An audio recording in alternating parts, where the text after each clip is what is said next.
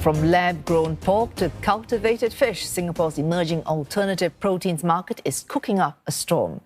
Companies are racing to serve up more innovative food offerings as the country looks to become more food resilient.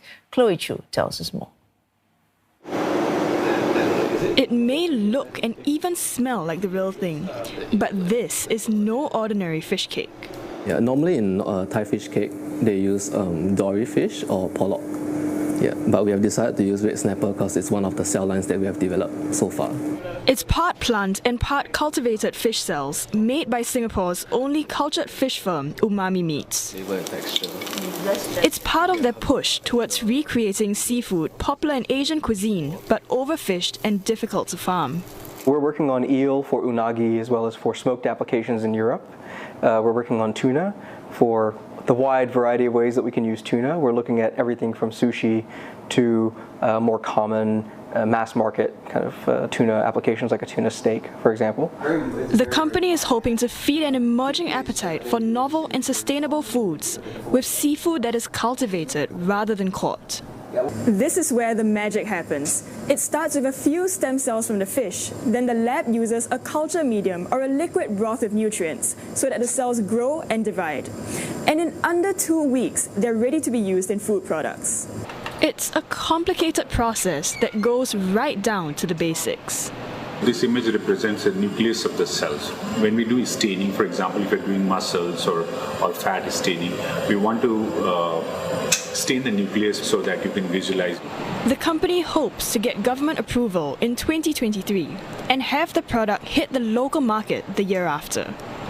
Their plans are in line with Singapore's sustainability goals to produce more of its own food by 2030. The city-state is positioning itself as a leader in the shift towards alternative proteins. In 2020, it became the first country in the world to serve up lab-grown chicken, paving the way for other innovators. Singapore is the only country in the world where cultivated meat has already been approved for sales. So, of course, that is an excellent starting point for a cultivated meat company. Dutch cultivated meat company Meatable is partnering with Asia's first plant-based butcher, Love Handle, to develop a new kind of pork. So what comes out of our facilities is something like a ground pork. And with that, you can think of many applications. We will start with a sausage, but we're also thinking, for example, about pulled pork. We're thinking about dumplings. Both companies are working to nurture public curiosity and whet appetites for alternative meat. They believe it's a matter of time before palates evolve.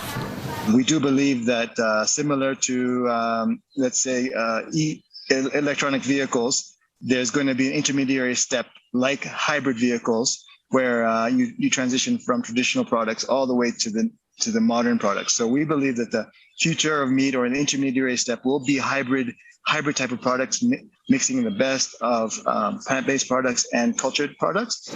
Increasingly, studies around the world are showing that cultivated or cultured meat can reduce emissions from food production and help in the climate fight.